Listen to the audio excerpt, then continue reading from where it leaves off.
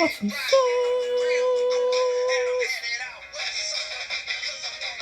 Is it on the test?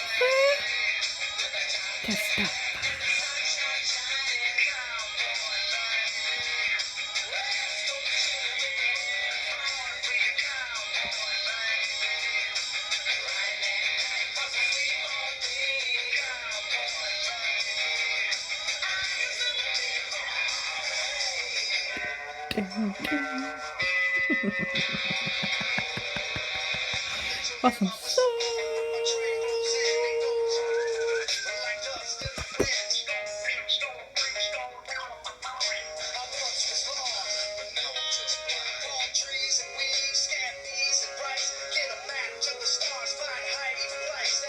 I like to find Heidi Flush.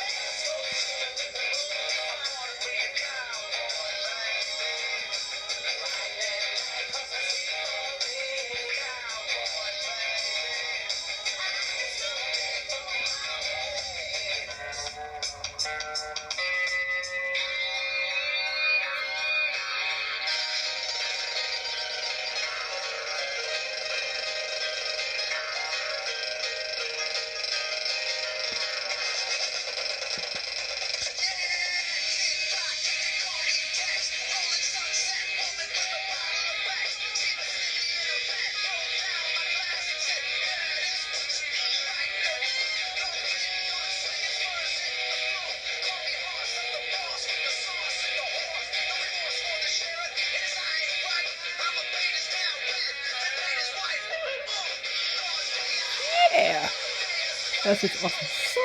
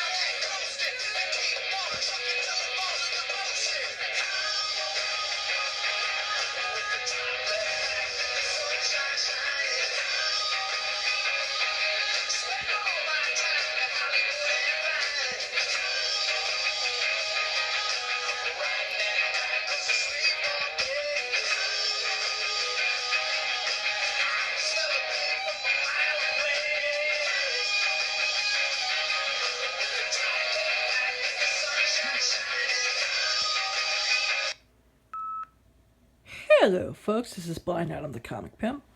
This is the Awesome Sauce Comics podcast. It is May 9th, 2016. And speaking of painting towns red and girls' faces white, because that's what we teal, because it's awesome sauce. This is a Friday, Saturday, and Sunday. It's the ACBC Comic Con 2016. The Awesome Sauce Comics will be there. I'd like to thank Hollywood Cars for once again sponsoring the podcast. Allow me the wheel deal, vagina steel, and do my thing. Cause due to something else and time constraints and a lot of bullshit that happened earlier in the year, I did not get a booth for myself. But I really want to thank Eric Sulling. I love you, man. I cannot wait to be with you, Matt, Mike, the Cars, Johnny. Of course, my partner in crime, my brother from another fucking mother, TJ Money, Tommy Jaron. I just can't wait. I will go over the guest list on tomorrow's episode, but the only thing I super care about is getting an interview with Teddy, Hunter Zolman, Jay Garrick, the Flash, the Reverse Flash, Zoom, the killer of Earth 1. Yeah. And we're also going to have a really, really awesome print that is exclusive to the show. And I'll have them for available on the website, in the store, and at other conventions after the show as well. Cannot wait. Cannot wait. We have an exclusive Flash of Two Worlds print available at the Hollywood Cars booth. There's going to be a Star Trek 50th anniversary panel, which I'm looking forward to.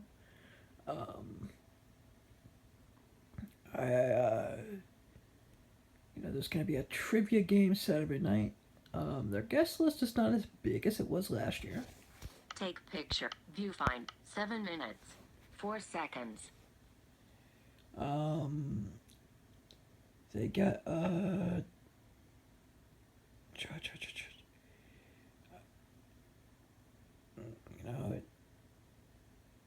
I'll have to go through the guest list, but I also would like to say thank you to everyone who stopped by the Clifton Comic-Con yesterday, which was MILF Day, Mother's Day. Happy Mother's Day deleted to all the mothers of the Awesome Sauce family. I'd like to thank Joey Kramer for stopping by for a little bit. I'd like to thank everyone who bought a product from me, whether it be some comics, some movie file magazines, whatever. Johnny's next show will be June 12th at the Clifton Rec Center at 1232 Main Avenue. In Clifton. www.njcomicbookshows.com. For more information, 973-783-0608. Tell them that Blind Adam sent you. Yeah. So much fun. Being a fanboy is fun, man. I cannot wait. But I'm going to play an interview with Carl Potts, who is one of the writers on Punisher War Journal. He was the editor. He is solely responsible for turning the Punisher into the character we all know and love today. So I'm going to bring it to you. If I can find the recorder. There's the motherfucker.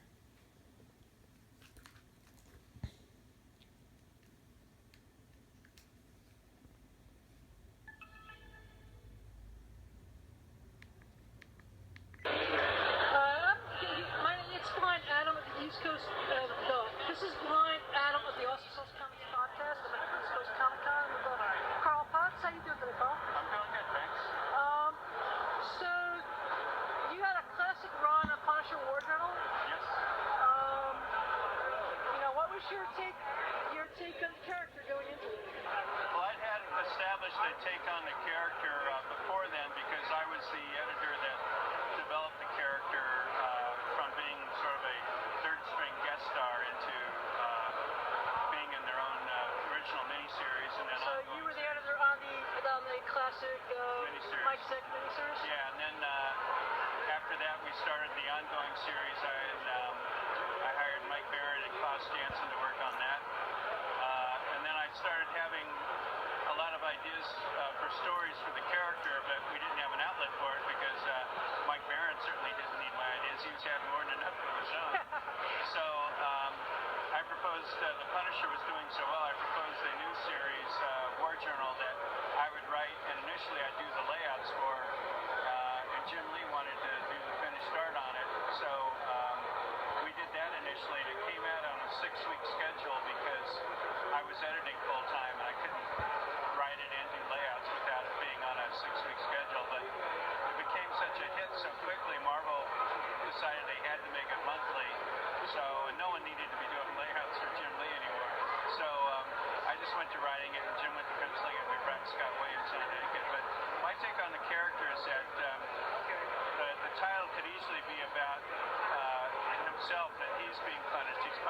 himself for failing to protect his family and for continuing to live when he failed to protect his family. So he's got sort of a death wish. He keeps going after violent criminals, and if he kills them, he has some extremely fleeting bit of redemption, but it never lasts and it's never satisfying, and it usually just causes more violence. And if he ever gets killed or maimed, he's paying the price he should have paid for failing to protect his family. So that was my basic take on the character. Have you seen the Daredevil season 2? Yeah, I have. What did you think of John's performance as the Punisher? I think it's by far the closest to the version that I think should be done. I wasn't thrilled with the 3 film versions. There were 3 films? Yeah. Must have sucked you those. Yeah, Yeah, there was 3. The first had Dolph Lundgren. yeah. The second was Thomas Jane. The third was, I think, Ray and the Stevens. third one, I'm trying to remember the guy's name. I think it was Ray Stevens. Yeah, there you go. Or something Stevens. I'm not sure if it was Ray or not. I wasn't thrilled with any of those, and I didn't like the internal story logic of those stories either. I'm a big fan of trying to make sure the internal story logic of these things works, and these things made no sense. People did stupid stuff for no good reason. Yeah, the Dolph Lundgren's probably the worst victim out of all 3 of them. I guess. Even though it's kind of depressed live action Punisher, I ever saw, so it still has a little bit of charm to it. But the Netflix stuff is it's beautiful. But the new Daredevil series comes the closest to the version that I think is my personal opinion that I think is right. They do a few things I'm not totally thrilled with, but all in all, it's by far and away the best version that's been done, and I think the casting on that show is amazing. And with that, I'm part of sharing the time, so thank you very much.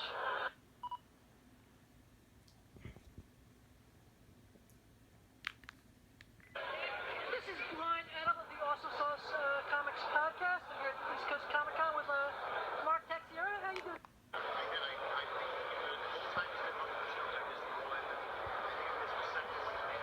This is Brian Adam. I'm here at the East Coast Comic Con with the legendary Mark Waid. How are you? Good. How are you? Good. Just what was it like working on Daredevil? It was a great experience. Because again, I did my research. I talked to a lot of societies for the blind. I talked to a lot of people who work with the blind, and I was able to really. Societies working not directly with the blind, eh? I'm sorry. Not directly with the blind, huh? Actually, yes, and some blind people and teachers for the blind as well. One woman had me speak to her entire classroom in Kentucky. And it was really, a good experience, and it really put me in the mindset of always having to think about what the world is, needs to. Actually, that's what I wanted to thank you for. Because for the first time in a while, when you took over the book, it felt like I was reading a blind person in the role for the first time in a very long time with that character. Well, thank you. That's something you cannot overlook with that character. That's the single most important thing about that character. So, well, thank you, sir. I also want to just thank you for the audio. Oh, no, our pleasure. I you wish guys we'd done more of those, but I think that I'm really proud that we were able to do that. That only made sense.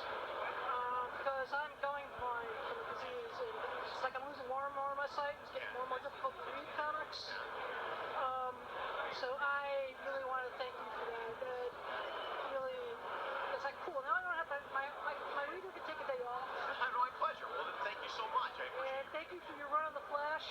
And my last question before I share the time. Do you think we'll see Impulse show up on the show? I hope so. I've heard rumors from the people who are running the show, and there's, maybe not by the end of this year, but hopefully next year sometime. That would be great. That would be awesome. Thank you so much for your legendary work. Thank you. Yeah, that was awesome. I would like to have Mark back for a full interview the way I did with Marv Wolfman and other creators, but like I said, like I've been saying throughout the course of my East Coast Comic Con coverage that I've been doing for well over 2 weeks now. Part of sharing is sharing the time.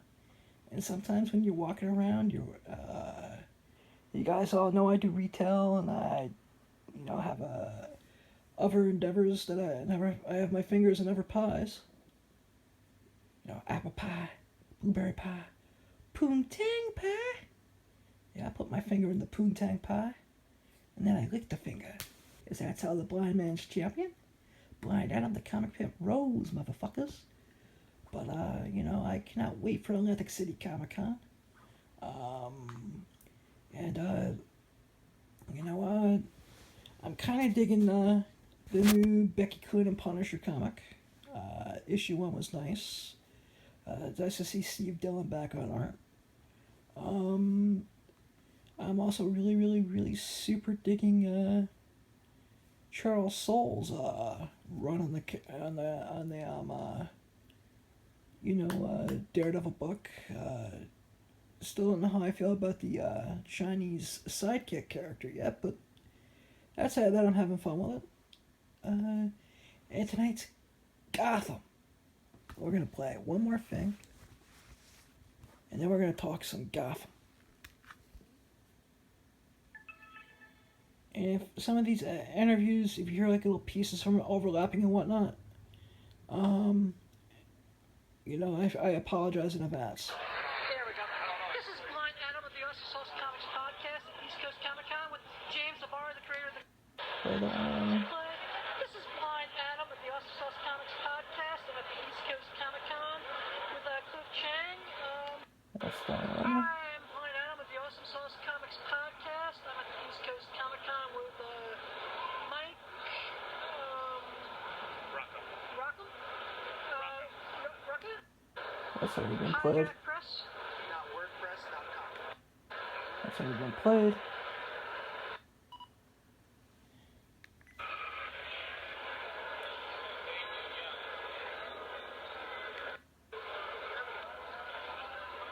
Now that it wants to play nice. This is Blind Adam of the awesomesauce Comics podcast. I'm here with Steve Karinas. You were the Red Ranger? Yep, I was the Red Ranger on Mighty Morphin Power Rangers and the Blue Ranger and Power Ranger Zeo. Blue Ranger Zeo. My first question is, did you come in after the original Red Ranger? Yes, I came in after. I was the second Red Ranger. The second.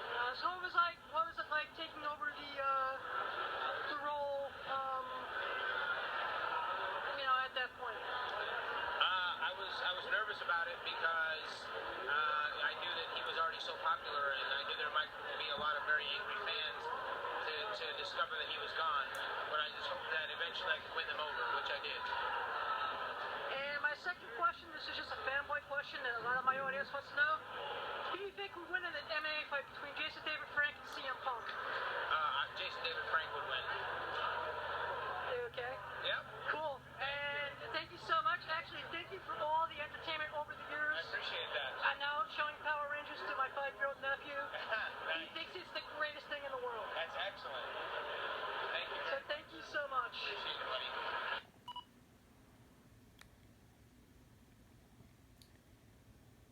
Yeah, that may be the red. Hang on, I got one more from, This is Blind Adam of the awesomesauce Comics podcast. I'm at the East Coast Comic Con, and I am here with Then Yoshi and Melody Ogden. Alright, what is your guys' comics? Well, my comic is, and I'm Melody, Trinidad, which I am posting at trinidad.tumblr.com. And I'm also known for In the Hands of Boys, which got a Derek grant, and I'm also in Amazing Force #1.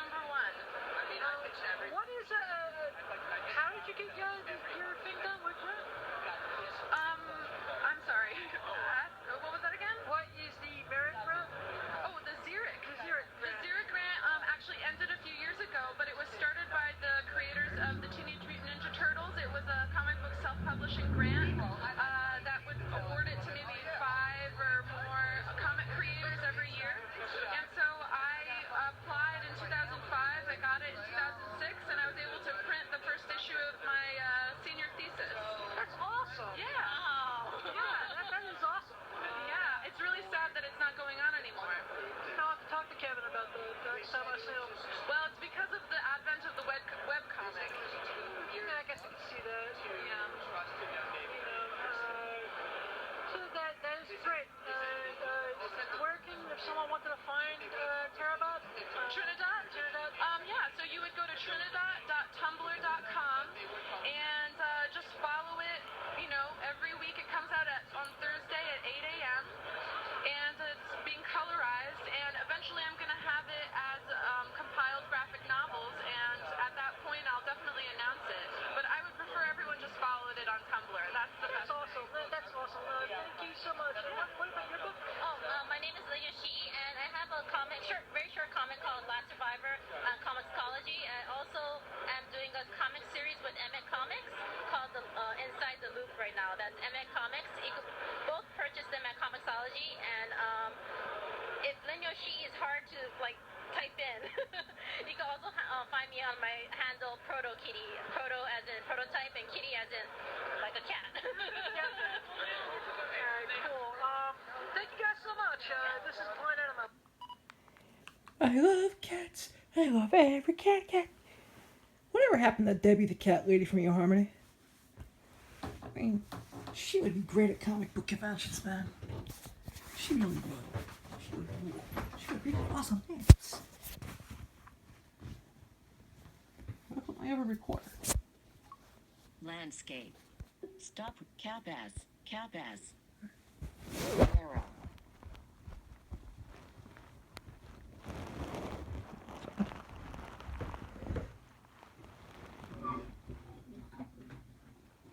Aha. There we go. Now we're going to talk some Gotham. But we're going to...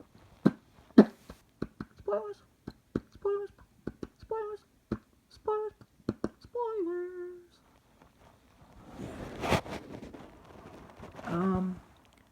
You know, you've been warned. If you don't like the fact that I'm going to spoil the shit out of this, go listen to another podcast for a little while. Thank you.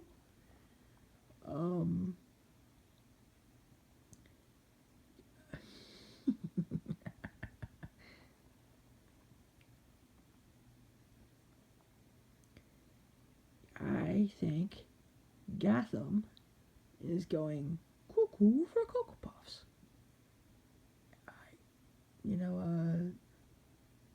You got basically Galavan being Azrael is amazing. I'm just gonna say that right now. Between last week and this week, between Azrael, killing Barnes, and I'm glad they killed Barnes. I wasn't a real fan of the character to begin with. Excellently performed by Michael Chiklis, but I just didn't like the character. I kind of like the fact that, they make Harvey Bullock the captain of the GCPD. But I think he's going to make some type of a decision that Gordon is going to do something by the season finale. And by the end of the season, Gordon will be captain. That's my prediction. But it's just so fucking wild. God, and I'm really, really loving the relationship between Bullock and Gordon. Especially the scene when they're in the cemetery with Tabitha, and they're arguing over the open up the casket, and Gordon's just like, "This is really, homie. This is where you fucking draw the line with opening up people's coffins with all the other bullshit that goes on in Gotham." And they had to kill Tabitha. I was hoping they would let her last a little while longer. But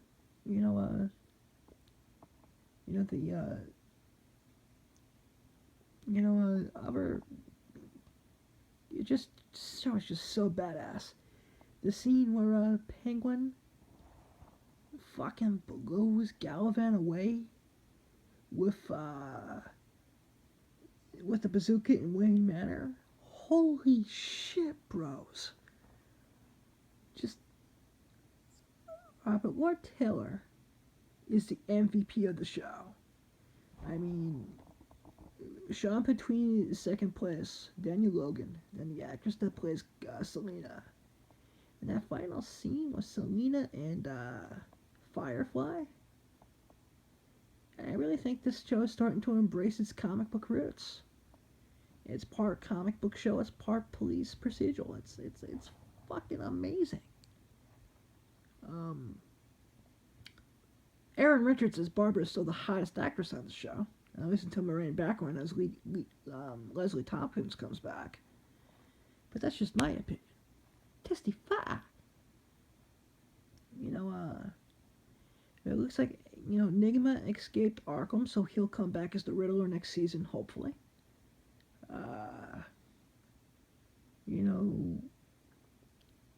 And I just really, really am loving this. This show is great. I mean, it's just amazing. I actually can see Selena getting the black outfit in the whip by next season. And I cannot wait to see the fight between Firefly and Selena Kyle. I also hope at the end of the season it's not the last we see of Hugo Strange. I'm really, really enjoying this interpretation of Hugo. I mean, it's not straight up, he only had one real other media thing I really, really dug. And that was his appearance in Batman the Animated Series.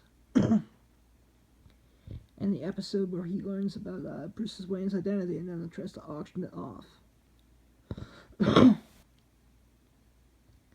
Now, if you guys go to www.comicsheatingup.net, one of the official news sources of the Awesome Sauce Comics podcast, I put a column up there called Top 20 Hidden Gems. And I spotlight some really cool Hugo Strange books, like Batman and the Monster Men 1-6, written by Matt Wagner. Which I'm still thinking. As an era, Hugo Strange is running Arkham.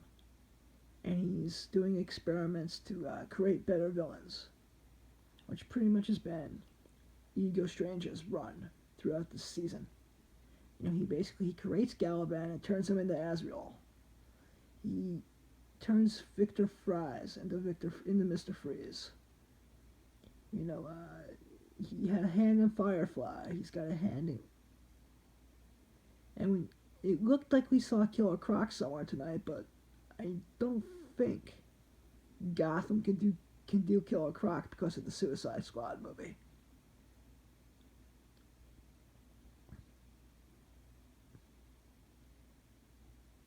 But Gotham is amazing.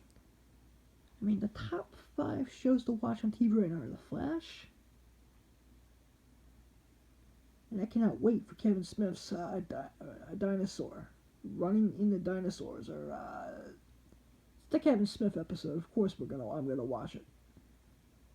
Then, Arrow. Family Guy. Daredevil. And,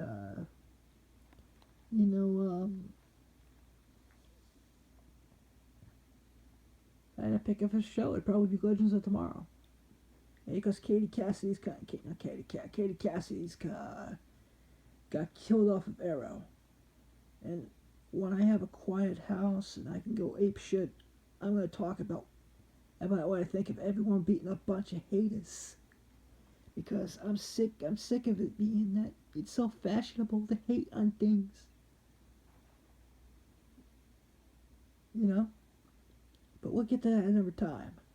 And an honorable mention goes out that I think Fuller House is kind of neat. Especially if you watch it in audio descriptive.